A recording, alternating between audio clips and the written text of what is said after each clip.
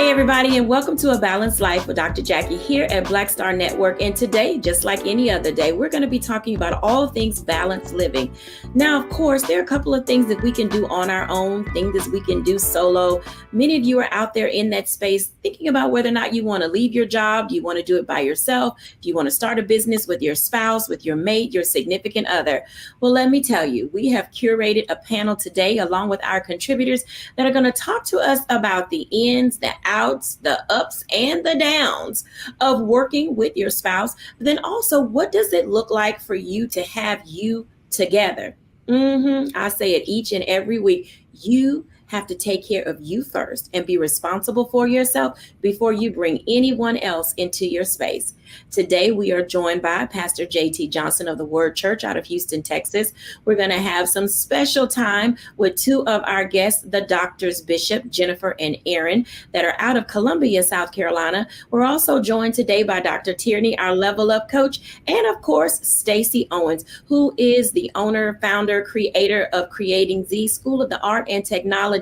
No matter where you find yourself in the space in which you live, we've got something to you. I'm going to welcome everybody in. Hey, y'all.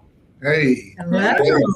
Ooh, I am so glad that we are here today to talk about all things balanced living, but also some of the things that relate to what makes you who you are.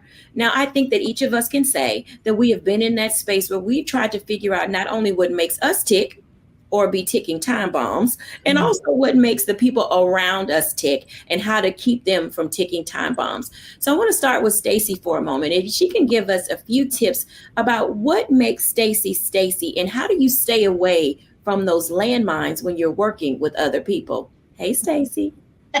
Hey. I'm starting with you first. Wow, what makes me Stacey, or what makes Stacey Stacey? Just being myself and being true to myself is what makes me who I am.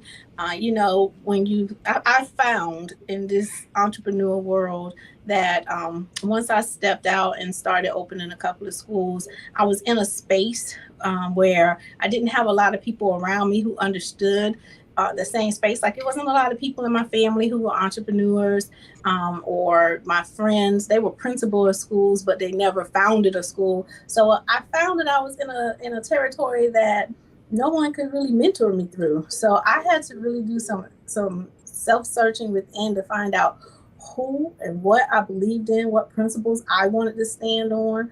Standing on truth is one of the main principles that I wanted to stand on, and making sure that I served the population of disenfranchised. That was something I wanted to stand on, because once I made those decisions and decided, who I was I found that it was very important, because as people started surrounding themselves with me, they would try to take you in their direction, or they would tell me how, all the things that I shouldn't do. And if I wouldn't have already decided on who I was, what I stood for, then I would have been in a mess trying to navigate through all the things that people wanted me to be. And so I think Stacey is just me, someone who wants to bring light and love into others. So tell me this, Stacey, what keeps you from becoming a ticking time bomb? I am a ticking time bomb. Okay. I can be a ticking time bomb, but I think awareness keeps me there, because I also, I found it interesting that God did a lot with me as I started this process in terms of my character. So I used to explode really quickly if I felt like you were attacking me, or I stayed in a posture of defeat, or not defeat, but defense. And so I had to learn that I didn't have to fight everything. I didn't have to, argue about everything. I just needed to know what it was that I wanted to do, so that when folks started coming at me, I knew what to stand on, but I also knew when I needed to listen and be open and learn from the wonderful people that he placed in my life to teach those hard character lessons. So I had to find a balance in between the two, so that I wouldn't kill my own dreams, by getting in my own way. So I think, I keep my bomb very protected and sheltered now, because, to be true, you can learn how to be different. You can flush a lot of things, but it can be some of those things that's still in you. But if you are aware that it's there, now you can control it. So now it's all about being aware of who you are so that you can control those things that need to be controlled. That makes perfectly good sense because oftentimes people aren't aware of who they are, nor are they aware of how they present themselves in the space in which they occupy. So I want to come to Dr. Tierney next because I think that in the work that she does with being able to level up, we sometimes don't know. Oh man, this is a little touchy. So I know we're gonna get a few text messages, a few calls, a few at yous and whatnot. But oftentimes we don't know how we present ourselves when we're in the company of others. Dr. Tierney, talk to us a little bit about that. Who is Dr. Tierney and what makes her tick? But then also, how do we help or you help other people identify what makes them tick or be their best self? Absolutely. So Dr. Tierney is somebody that is always on a plane of self-discovery. I don't get to this place where, oh, just because I'm of a certain age, then that's just how I am. I discover something new about myself almost every day. Little things pop out and be like, oh, girl, I didn't know that was in there. I often say that people often get their due in front of their who. We're so focused on what we want to do and what all we want to accomplish in this life that we're not really looking at ourselves. When we're kids, we're asked the question, what do you want to be when you grow up? But that's really a do question. I want to be a firefighter. I want to be a majorette. I want to be a doctor. It's what do you want to do? And we weren't really guided to look at who we are. What are the gifts, the talents, the skills, the quirks, all of the things that are within us. Something else that we often do is that we will label ourselves as good or bad. If it doesn't fit into a certain arena, then we'll say that whatever that characteristic is, it's bad or it's good. When really who you are, it's neither good or bad. It's what you do with it. I tell people all the time, well, Dr. Tierney can be real selfish. Selfish, absolutely. But that selfishness is the thing that helps me to really hone in on that self-care. Like I can self-care like nobody can self-care, but it's where I have to be, like Stacey said, I have to be aware of that I have a tendency to be selfish. So I have to make sure that I'm not doing the wrong thing with that selfishness isn't going in the wrong direction to where now it's turning into greed and all of that. This is where boundaries come in. When I know and I'm self-aware of who I am and what my tendencies are, not that I'm labeling it as good or bad. I just know how who I am, if perverted and used in the wrong way, it can then turn into something bad. So I exercise those boundaries. I tell myself, you know what, we're not going to engage in these type of conversations. We're not going to put ourselves in these type of situations so that I can make sure that I'm staying the course and staying right where I want to be. Now, when we're talking about me guiding my clients into this work, a lot of times we can tell who we are just by listening to the things that we're hearing on repeat from those people around us that we trust. Okay.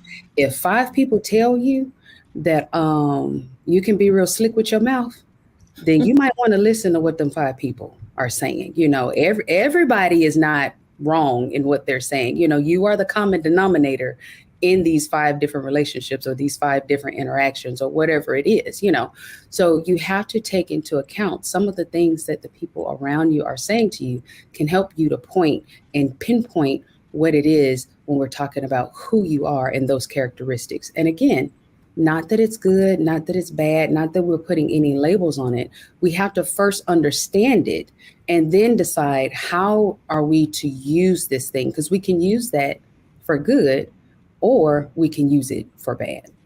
I think that's well stated because in the world in which we live in, oftentimes people judge us at first sight and they don't take an opportunity to get to know who we are. So we don't have this ability to really balance. We're sort of teetering between what people believe we should be or can be and then who we were created to be.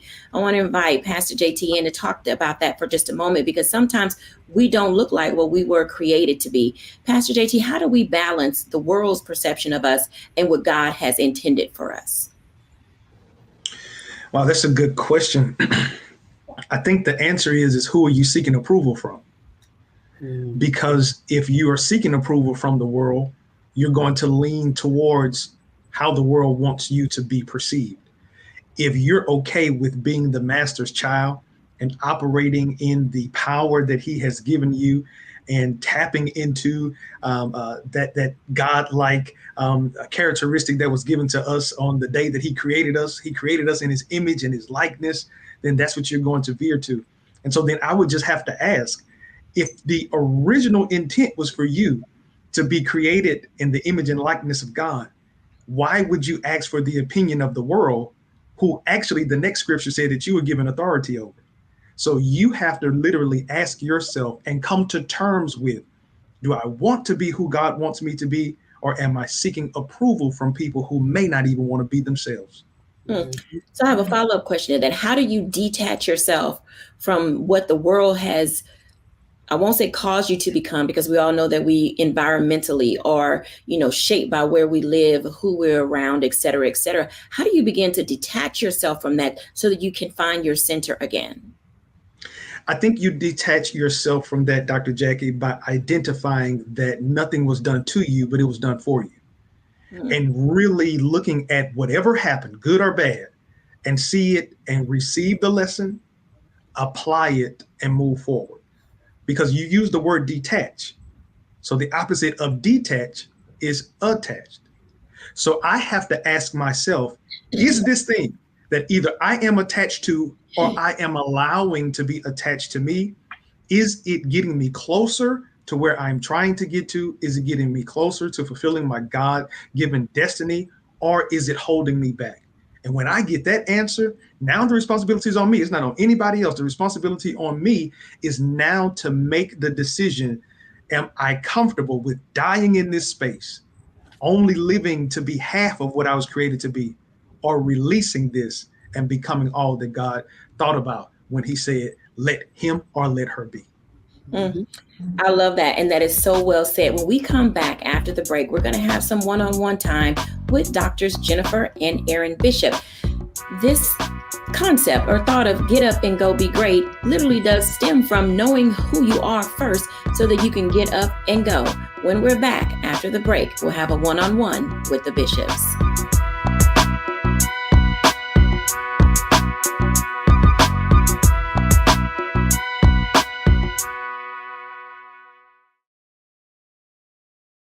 Folks, Black Star Network is here. Hold no punches. I'm real revolutionary right now. Support this man, Black Media. He makes sure that our stories are told. Thank you for being the voice of Black America, Roland. Stay black. I love y'all. All momentum we have now, we have to keep this going. The video looks phenomenal. See, there's a difference between Black Star Network and Black-owned media and something like CNN. You can't be Black-owned media and be scared. It's time to be smart. Bring your eyeballs home. You dig?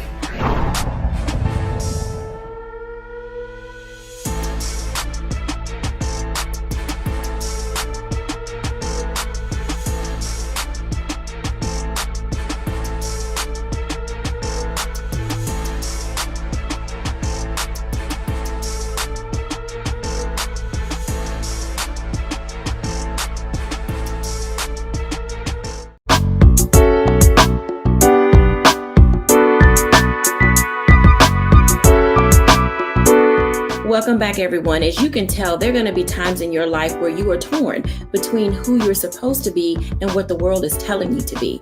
And oftentimes when we think of relationships and dating, getting married, or, having a significant other in our lives, it can be a chore and a task to have that right person come into your space. Then add that on to working with the person who you've chosen to be in your space. Hey, Bishops. Hello, how are you?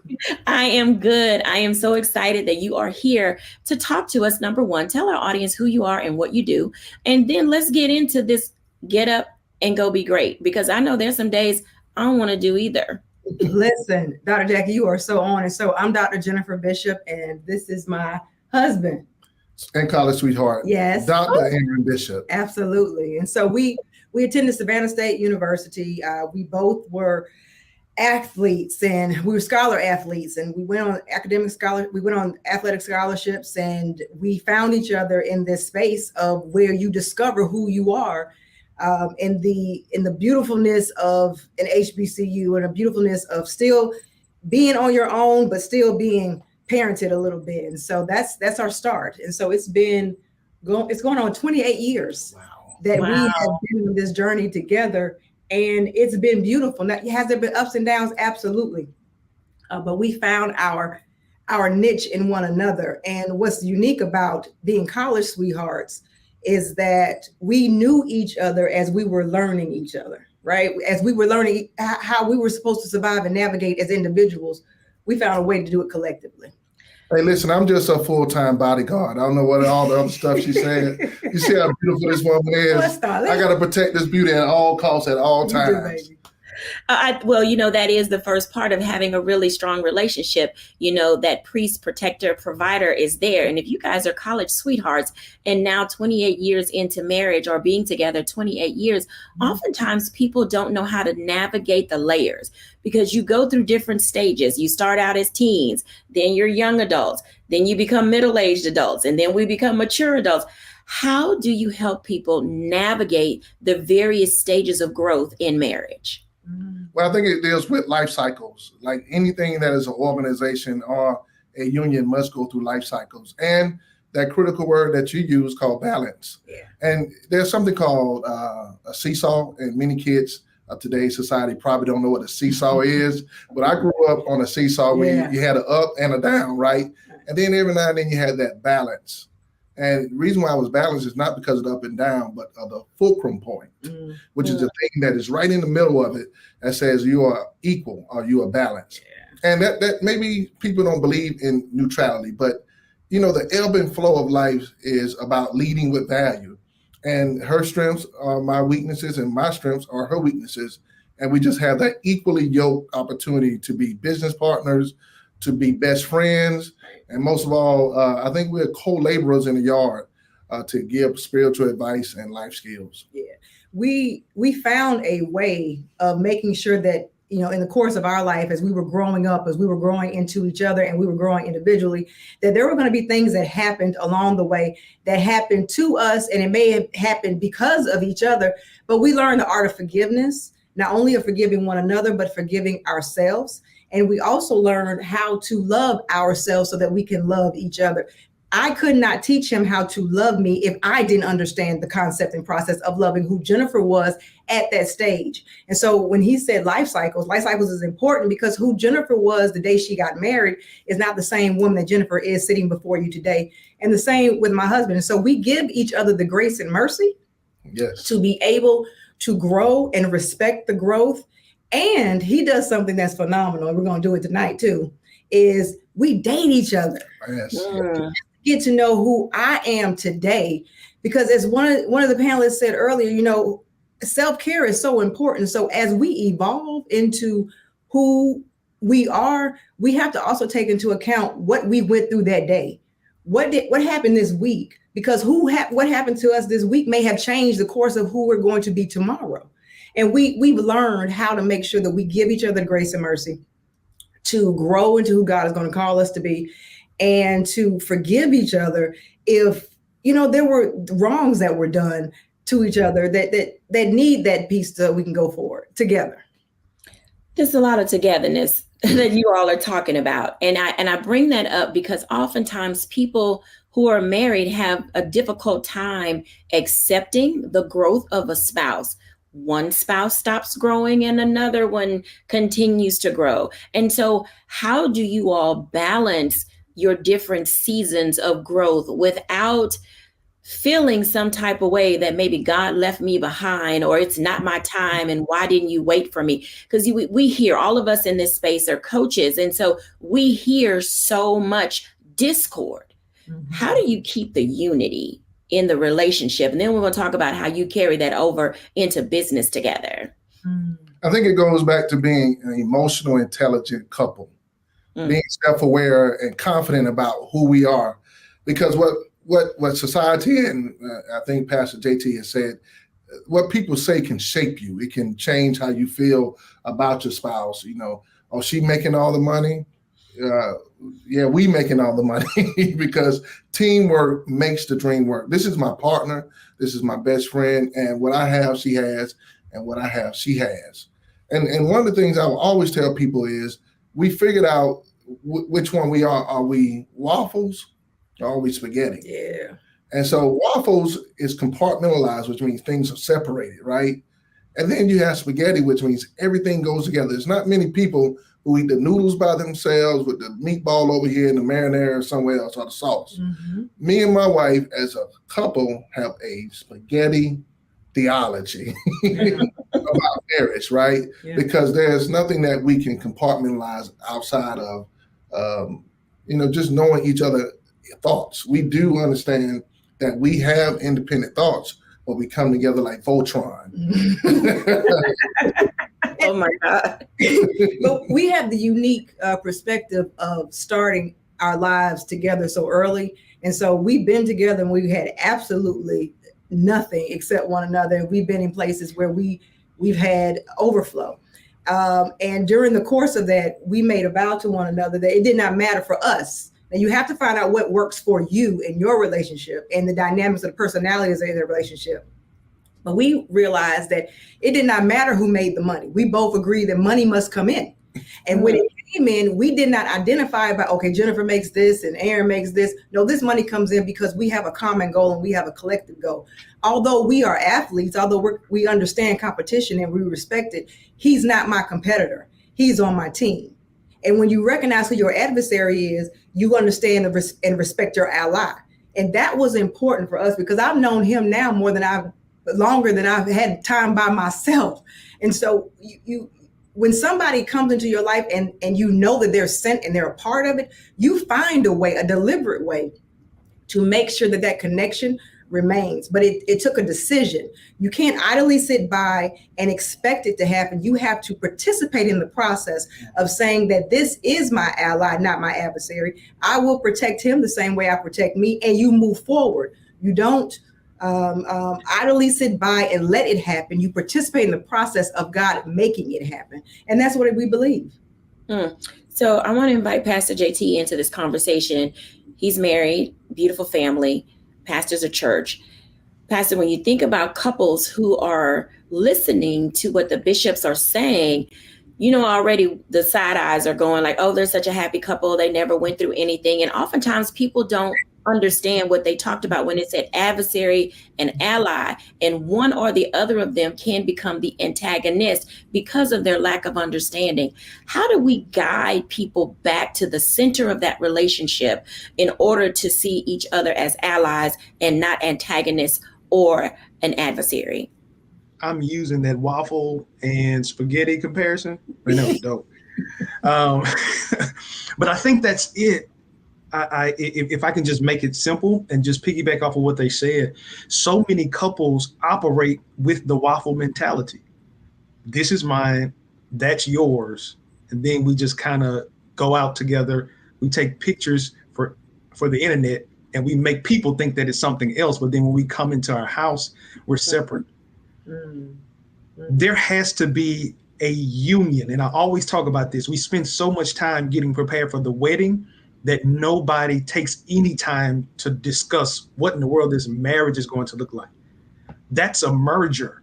And so whenever you think about that, it's almost like Sprint Nextel. You remember when they came together and they tried to figure out how they could keep their own identity. And we kept saying Sprint Nextel until it was at one point, Nextel fell off and it was just Sprint.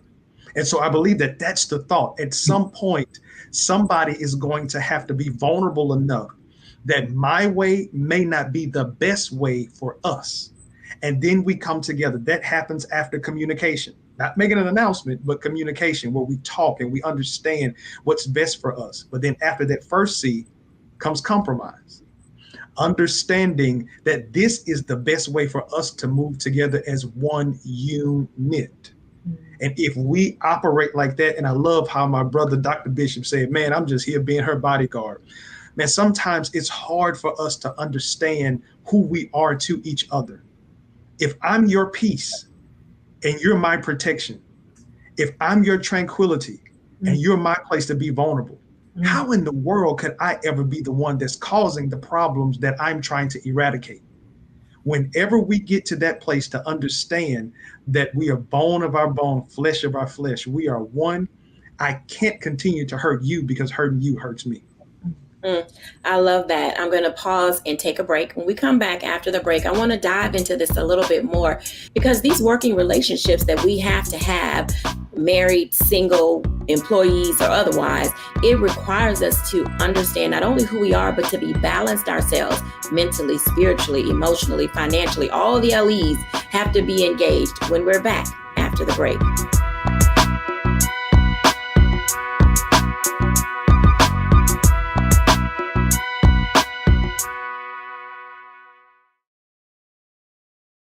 Don't you think it's time to get wealthy? I'm Deborah Owens, America's Wealth Coach, and my new show on the Black Star Network focuses on the things your financial advisor or bank isn't telling you. So watch Get Wealthy on the Black Star Network.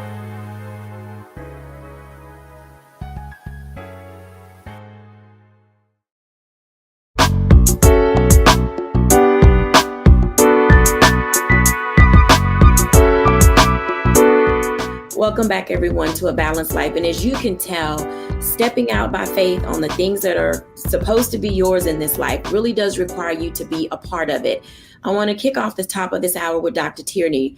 The bishop said something that was very important, and it was how we see ourselves in the grand scheme of everything that we are. Dr. Tierney, talk to us about this process of being able to personally level up so that you can professionally succeed. Absolutely. So a lot of times, especially in the advent of social media, we're so preoccupied with how other people see us that we're not thinking about how we see ourselves.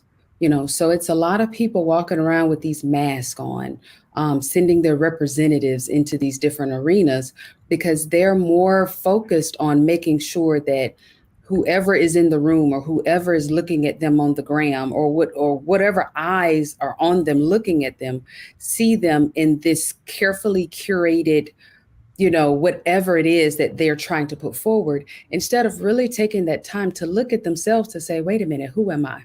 Better yet, who do I want to be? Going through my life, and so it's really important that we take a beat to say, wait a minute, what is it that I want to do with my life? And what does that look like for me, not for anybody else? When we make the mistake of wearing our mask everywhere and not really knowing who we are, then any relationship that we enter into, it can be business, professional, personal, whatever it is, we're going to take that mask into that relationship and then wonder why the whole thing falls down. I can't come into a relationship with someone pretending to be one way and then get upset when that person responds to the representative or the mask that I'm putting forward and my needs aren't actually being met. I'm not actually putting forward my needs. I'm not actually saying who I really am in that arena. And so I walk away saying, well, they didn't give me what I needed. I felt unfulfilled and I'm blaming the other person when really the person that's responsible is me, because I wasn't being my full authentic self in those spaces. So before we can talk about really being in those spaces in the way that the bishop outlined, we have to be that for ourselves first. I love what Dr. Jennifer said. She said, I couldn't tell him how to love me if I didn't know how to love me. It all starts with ourselves. It starts with the one here, the person here, before we can then be one with anyone else or properly work with anyone else. I like that. Stacey, add in for us, because Dr. Tierney talked about how when we build things, they can fall down. And oftentimes it's because the foundation is faulty. How are you helping this generation of children and young adults build, but also in the ways that you work with your staff? Because oftentimes we're the linchpin. We're the person who sees everything and are always there to help guide others. What does a firm foundation look like when you're trying to discover how to build upon what you need in this life? Well, like Dr. Tierney said, it starts with you. You got to start within. And then I always think that emotions are a part of that foundation, like learning how to be in control of your emotions, learning how to recognize, what your triggers are, what your emotion, what's sparks certain emotions within you. Because if you are walking into those spaces with a mask on, And then people start to peep that you have a mask on and they start pulling at it and tugging at it. What are you going to do when they find out that you're not walking in your authentic self and they start challenging you? What's going to be your next response? How are you going to emotionally get through that? Are you going to fall apart? Are you going to be able to stand up and say, you know what? I really am not like this. This is who I really am. Are you going to be able to look within and start improving on your characters your character deficiencies that people are bringing to your awareness? So how do you strengthen your foundation starts with finding your weaknesses and then growing from that. I think we tend to stand on our strengths. If you ask anybody, what are you good at? They'll tell you, and they'll tell you with pride, and they'll tell you with comfort. But when you start asking folks to say, what are the areas that you need to work on? Sometimes we can struggle with that, especially if we're not in a space and place that we're prepared to emotionally talk about the things that we don't do well. And then can we find the truth in it so that we can grow from it? So I think the foundation starts with some of your emotions as well. Absolutely. So we're talking about the four corners of the foundation that we're laying. So Dr. Tierney is saying to us, bring your authenticity. Stacy is saying to us, absolutely make certain that your emotions are intact. Pastor JT, if you're laying a firm foundation, what corner would you have or cornerstone would you have for your corner of the foundation? Well, I think my space being the resident theologian, I probably would say you got to have God in there somewhere. I think that is our ultimate compass. I believe that's what, in the terms of how I describe my wife, but I think that's what holds us down and lifts us up at the same time. So one of those corners, got to have God. Matter of fact, God need to be at the center. I think we'll give the bishops the other two corners, right? But I think the center has to be God, because if he's not in the center, everything else is chaos.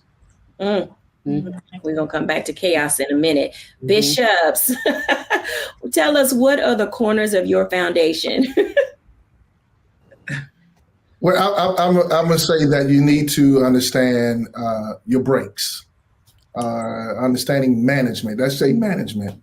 Dr. Tierney, I think you are classified as a level up coach, and there's only a few ways you can get to another level. One is by way of an escalator, and the other one is by way of an elevator. And we know what an escalator does. It constantly keeps going. It's perpetual. But it's the elevator that has stops. And I have to know when are my moments that I need to just stop and assess where I am. But what if I told you there's a third way that you got to take the stairway? You got to do the hard things. And so when you're managing life, sometimes it requires you to do the hard things. So I think it's about management. Management is my corner. Jennifer. That's excellent. I think that it's the authenticity and accountability of self. We are accountable as individuals. We're accountable to the persons that we say that we love and that we want to share our lives with. And we are also accountable, and that includes ourselves. And so the self-care, even the balanced life, that is the linchpin of all of this. It's making sure that we are accountable to ourselves so that we can then be accountable to others. Pastor JT said something that Bishop and I talk about a lot when we talk to couples. There's a lyric by Prince that says, would you run to me if somebody hurts you, even if that someone was me? Would you run to me if somebody hurts you, even if that someone was me? And so when he runs to me and he says that I did hurt you, or I did hurt him. Or I need a break. Or he needs a break. It's not personal, it's preservation. And because I trust him with my life in the same way, I respect the place that there needs to be balance, and there needs to be an availability for me to allow him to go and grow, and for me to do the same thing. Well, I'm not saying I need a break. When I say I need a break, I'm saying we need a break. That too. So I'm talking about we need a vacation. Want that too? Because perpetual motion can cause perpetual problems. That's true. Being an escalator all the time can cause with no shut off, no stop. That's a lot. It could be a dysfunction in a marriage, a relationship, and even a job. You got to have retreats, moments where you say, "Hey, let's have a moment and take a break." And there's also those times when you, as who you're growing into, have to have that break too. And invite all of us. And so it's just about, to me, the accountability of being the person that you said, I think Stacey said this, the person that you said that you were going to be, and letting that person grow and being okay with the growth and forging the relationship forward as that goes. So those are important for us. You know, these corners in the center, whether y'all recognize it or not, y'all actually spell game, G-A-A-M-E. And oftentimes we can be off our game because we are not balanced. We don't have that ability to be authentic or to be accountable. We don't have that ability to keep God in the center or manage the situation because our emotions are off. And those things can really get in the way of who we're in the process of becoming, what it is that we need to do. I want to bring the bishops back for a second. And then our fourth block, we're going to talk about business, because everybody wants to be in business. Everybody wants to make their own money. But man, learning how to make your own coin requires a whole nother level of everything. So bishops, let me ask you this question. When you talk about get up and go be great, tell us one thing that is required for an individual to be able to do that. What does that look like as people are trying to discover how to get up and go be great? One word, perseverance. You have to understand that the expectation of what you may see on social media is not the reality of what today may look like. It takes a process to get to the prosperity, to the profits.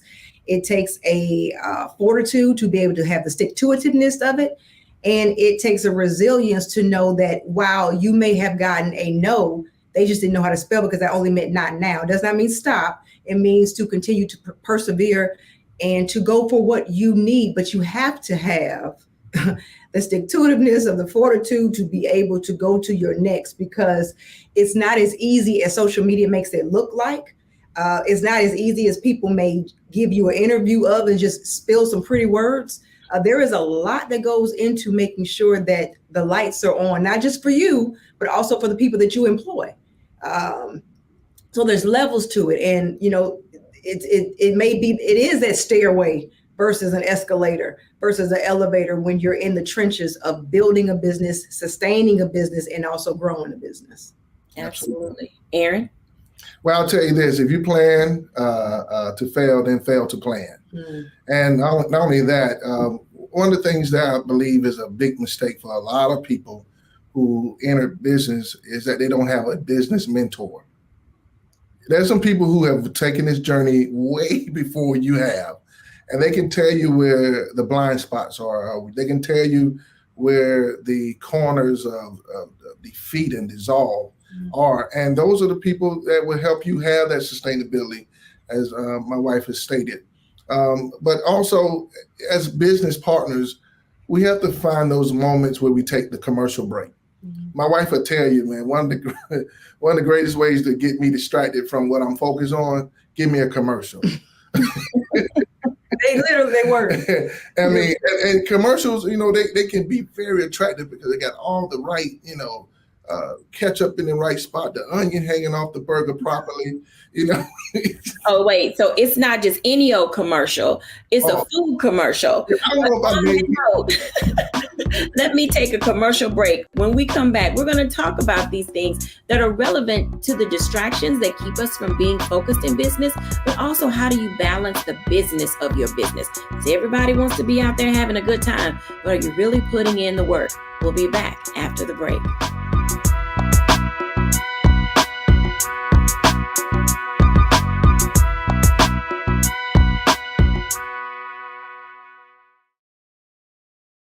Hatred on the streets, a horrific scene, a white nationalist rally that descended into deadly violence.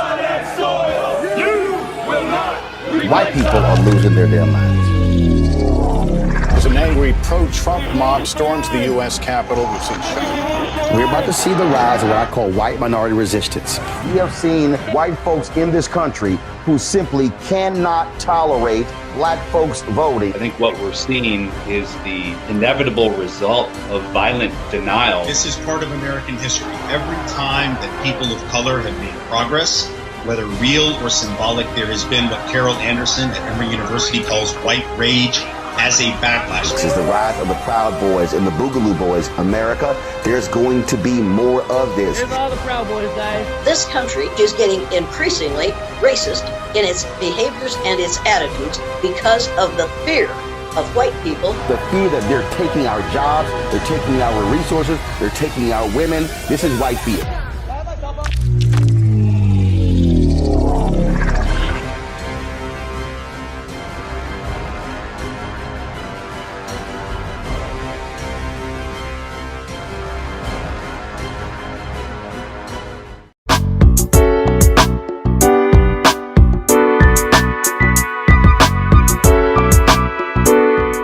Welcome back, everyone, to A Balanced Life. And I know Aaron Bishop had y'all hungry, talking about the ketchup and the onions falling in the right place and the bun was all soft. You know, when they take it off, the steam rise up from the beef and all that good stuff.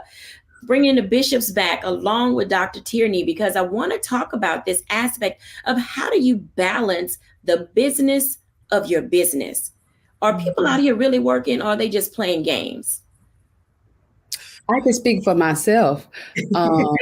I work harder now for myself than I ever did for the man. Having a business is no joke, you know, and I've said this before. A lot of times people are just walking around saying they want their own business because they're being rebellious. You know, they don't want to submit and serve someone else's business and expect God to bless them with their own business. You know, I learned so much at the feet of my friend's business that I was serving in his baking business before I got my own business. I was showing that good stewardship when I was working in higher education and working for the universities that I was working for. There's certain things that I learned along the way when I wasn't even thinking about having a business. I always say I'm the reluctant entrepreneur.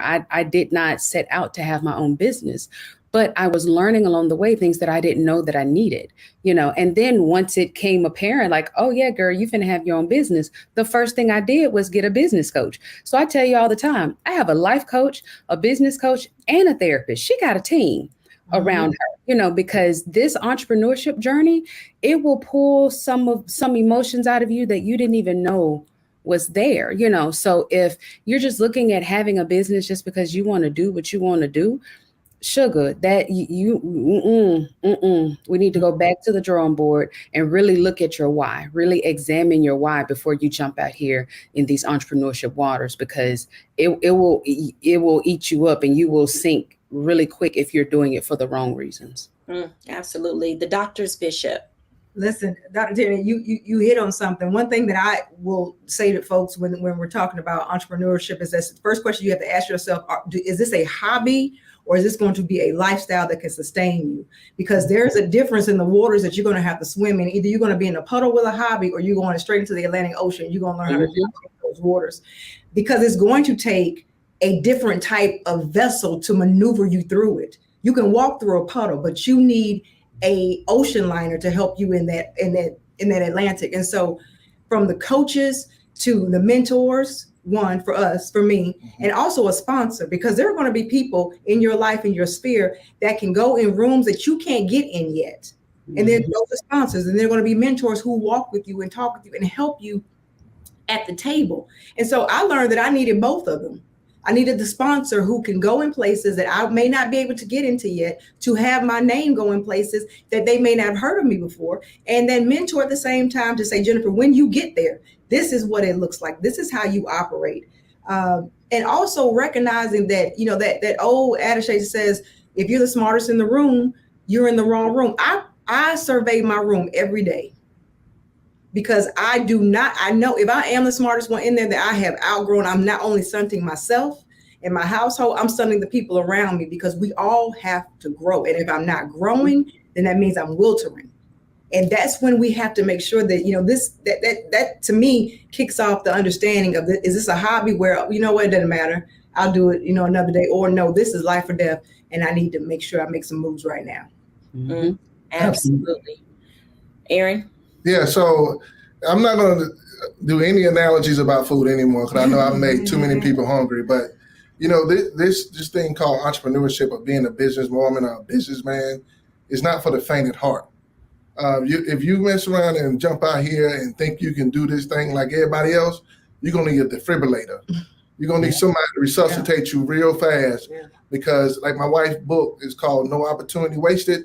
There are times we can't waste opportunities because the lifetime of the opportunity only lasts the opportunity of a lifetime. Or the opportunity of a lifetime only lasts the lifetime of opportunity. Sorry about that. But here's what I'll tell you.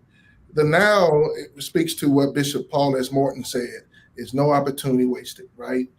When we look at entrepreneurship, this thing is a constant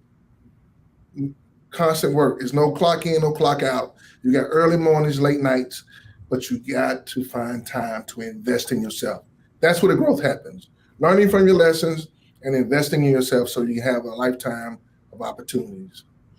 I want to invite everybody in on this one because I'm going to ask each of you this question and then we're going to give our audience a challenge because it appears that doing business is not just about the product that you have or the service that you give. A lot of it is about the individual and what it is that they have to bring to the table that makes the business sing, hum, run, all the things that make it great. So I'm going to ask Stacey this question. We're going to do the round robin. If we're challenging our audience and we want them to bring along something when it comes to balancing the business of their business, what is it that they need to bring along?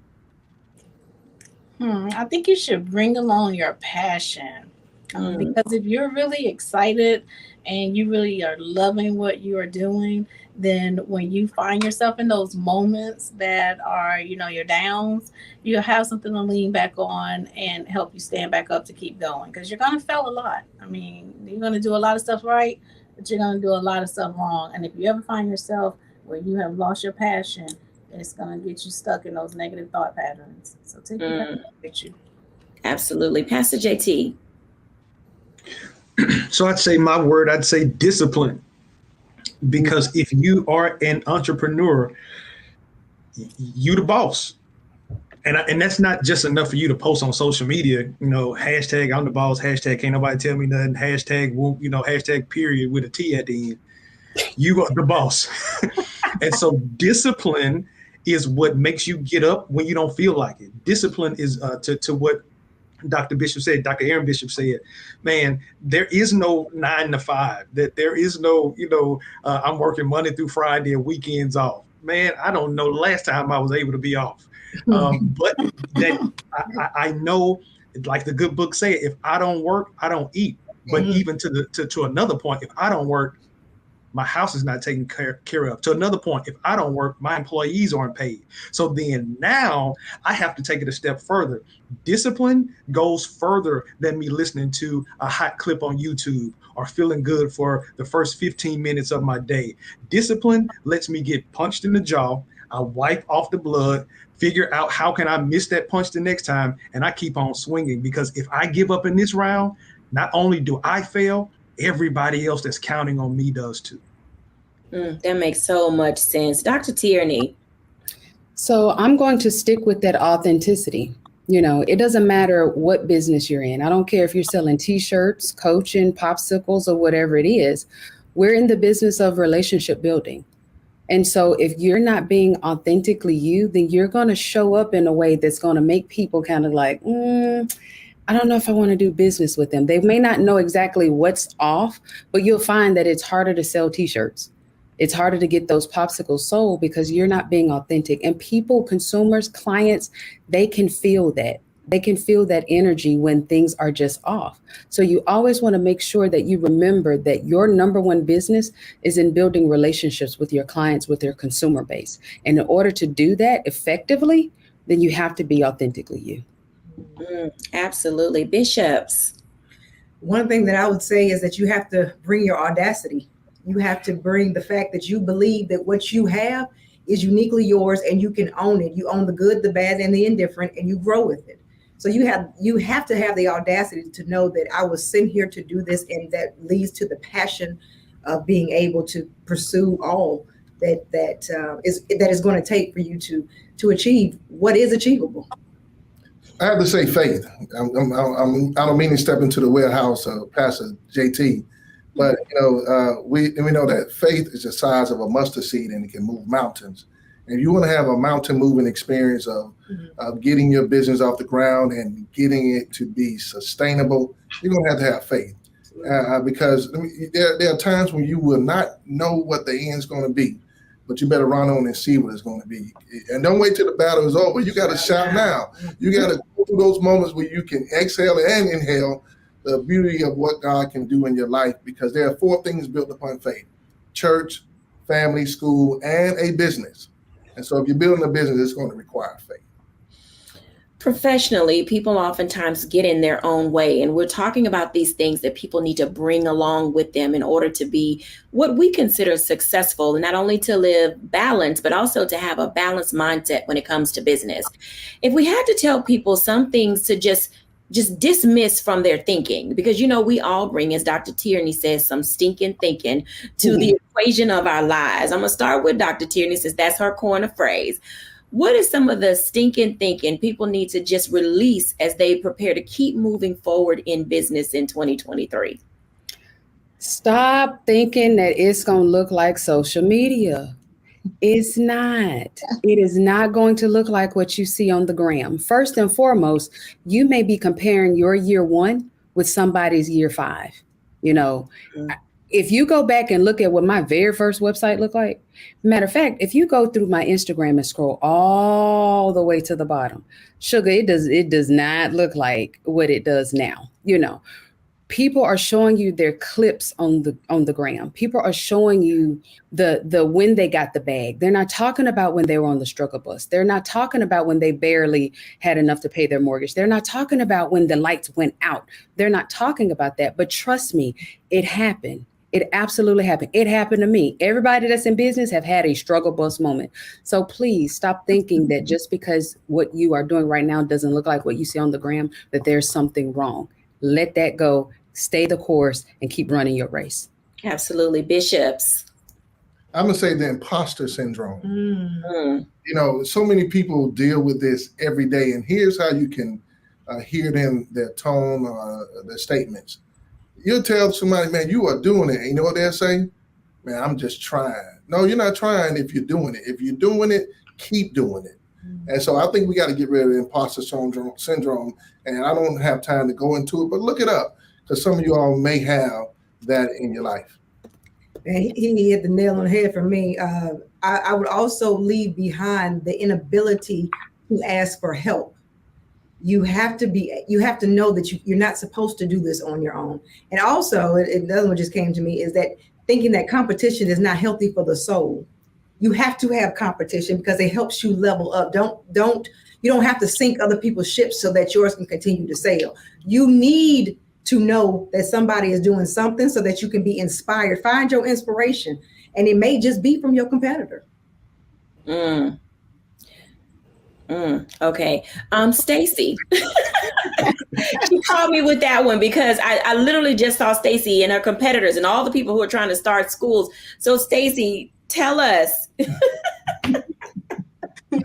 Come for your school, girl.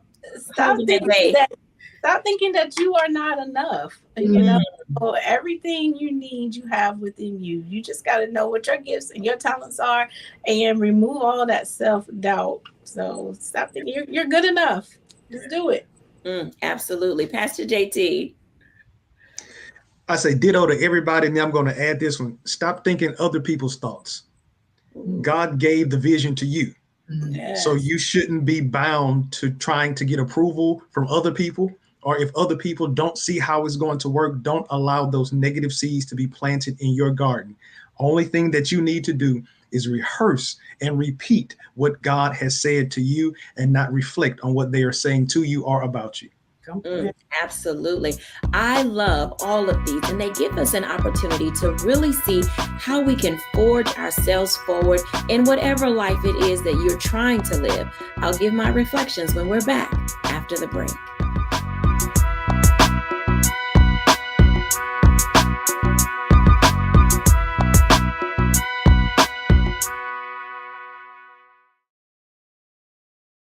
When you talk about blackness and what happens in Black culture, we're about covering these things that matter to us, speaking to our issues and concerns. This is a genuine people-powered movement. There's a lot of stuff that we're not getting. You get it, and you spread the word. We wish to plead our own cause.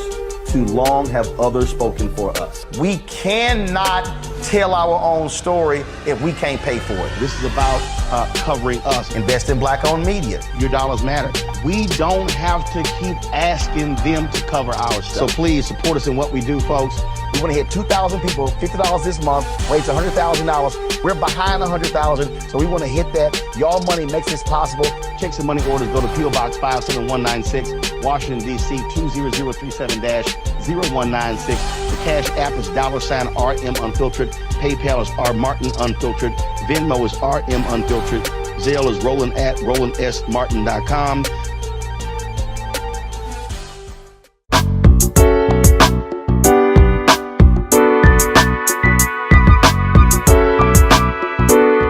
Welcome back, everyone, to A Balanced Life. And as you can tell, discovering your lane and how to stay in it, or expanding to a super express highway as you get up and go be great, as you try to level up, as you're figuring out the course that is for you, it does require you to bring some things to the table, but it also requires you to release yourself from a few other things. And in releasing yourself, you may find that your best is still yet to come. So my challenge to you is for you not to give up on yourself, to keep forging forward. Allow yourself to be released from those things that are holding you down, while at the same time reaching upward for those things that are meant for you to pull down, that will give you the peace that surpasses all understanding, that will give you the balance that you need in order to manage, as Bishop Aaron said, or Aaron Bishop said, in order to be able to stay on the seesaw or the teeter-totter moments in life. Whatever it is that is meant for you will come, as long as you take off the mask and remain your authentic self. Be well. Bye now.